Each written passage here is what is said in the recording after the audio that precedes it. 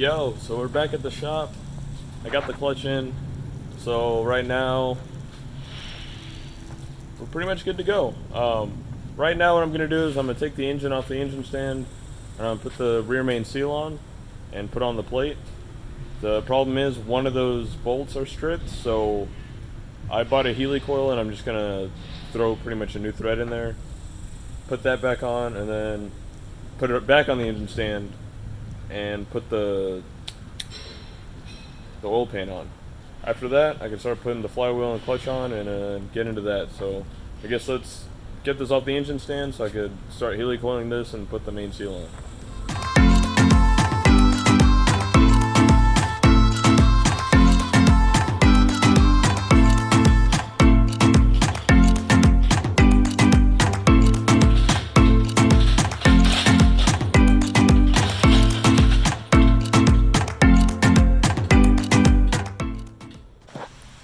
So I got the engine off and it's on a tire right now, and I got this Healy coiled. It's always terrifying doing this shit, but it looks good, it threads in fine, so should be solid.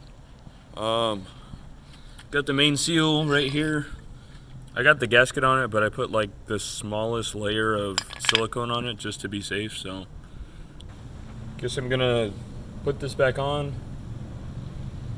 and put it back on the hoist, and then after that I'm gonna take the oil pan one more time back to the car wash so I can clean it out and then throw it back onto the engine.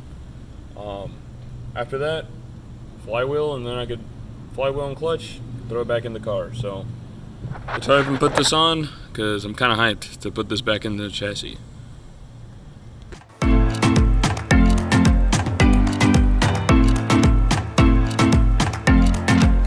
Guys, so I'm back. I'm now working on getting the oil pan back onto the engine. I already took it to the car wash to clean it out again, and I already got it up and siliconed. So silicone's in there, using the right stuff. Hopefully I got no leaks, but yeah, I double checked all the torques on all the crank and the rods, so everything's up to spec, so everything's good. I just want to double check it before I close and put the oil pan on, because I don't want to have to be checking in my head if I actually did it or not. So that's good and ready to go. I got the main seal replaced. So now I'm just going to put the oil pan back on, flip this around, which is probably going to be a headache doing this solo, but flip this back around, and then I'm going to start working on putting the clutch and flywheel back on. So just stick around. I'm gonna throw this on and go from there. Okay, so I got the oil pan tightened down. Everything's good to go. Siliconed it up. I don't really see it like squashing out, which I guess is a good thing. I mean, I put a good amount of silicone on there, so it should be good. I also waited like almost half an hour until I actually put it on the engine, so I think it's just tacked up and it's like an actual rubber gasket at this point when I put it on, so should be good. Everything's torqued down on this, so now I gotta struggle flipping this thing back over because it's super top heavy, and then go from there as far as putting the clutch on. So let's get into that. Alright, so I have the engine flipped over. I got it off the engine stand, and now it's sitting on the ground right now. What I'm gonna work on now is the clutch, but before that I gotta make sure to put that dust shield on so I don't forget that. But honestly, this is probably gonna be the moment of truth, because I got a mic just so I could mic this clutch to see how much is worn down on the old one. Because I was thinking I could just resurface the flywheel and the clutch and reuse the clutch, because it still seems good. So I'm gonna mic this and see how it goes. Regardless, I'm putting the new ones in, and if the old ones are good, then I'll just keep them for the side for if this goes bad, I guess. So I guess let's go.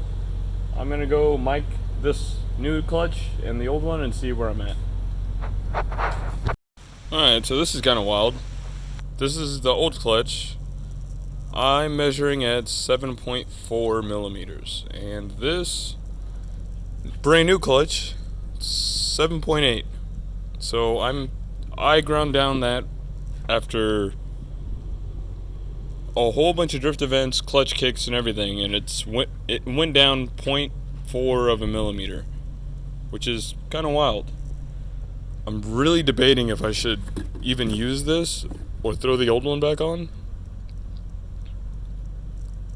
I'm gonna think about this, and I'll let you know.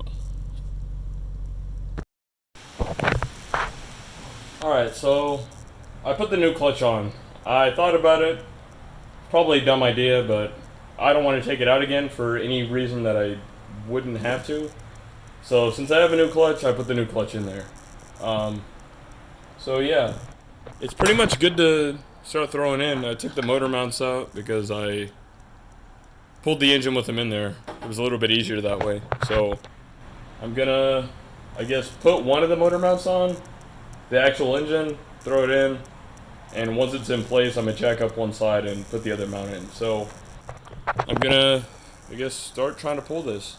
I need to figure out where I could put this camera where it's not gonna overheat, because anywhere I put it, 3 seconds later it overheats and turns off. So I'm gonna try putting it in the garage somewhere. Hopefully it actually works, but we'll see.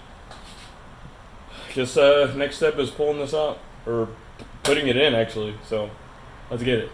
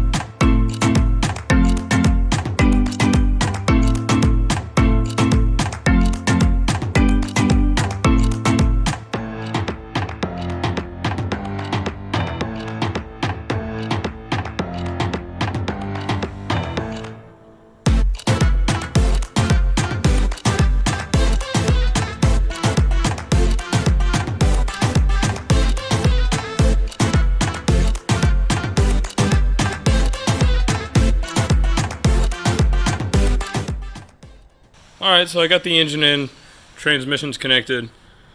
Sorry I didn't get that much recorded. Of course the camera overheated. It's like 101 degrees outside, so it doesn't take much for my camera to start overheating, but it's all put back in. You probably saw what happened when I was trying to put the engine in. I was trying to multitask and it didn't really work out that well, and the engine just fell straight down almost. But it's in, everything's tightened up. It's connected to the trans, so we're solid. So that's probably going to be it for me for today, because like I said, it's like 100 degrees outside. It's hot, and I was having to torque that engine onto the transmission for a minute there to actually get the teeth to connect. So it's back, it's put together. I just got to start doing all the small stuff like the harnesses, the radiator, all the fluids. And I might try throwing AC back in here, because after working out here, I want AC when I drive in this thing. So I guess that's it for right now. I guess next time I'm gonna start working on the cooling and the harness. So thanks for watching. Peace.